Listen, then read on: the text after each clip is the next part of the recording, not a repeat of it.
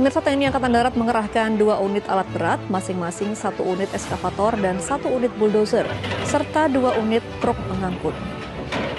Untuk membantu pemerintah daerah dalam mempercepat pembukaan jalan baru menuju Desa Sikundo yang saat ini masih terisolir. Pengerahan alat berat ini merupakan bentuk dukungan TNI Angkatan Darat dalam percepatan pembangunan infrastruktur, khususnya untuk membuka keterisolasian wilayah sejak 2 bulan ini.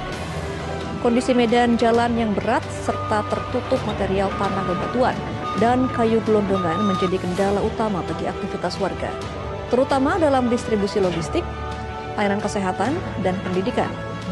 Proses pembukaan jalan dilakukan secara bertahap dan terkoordinasi antara TNI Angkatan Darat, pemerintah daerah, serta masyarakat setempat dengan tetap memperhatikan faktor keselamatan dan kondisi alam di lokasi pekerjaan.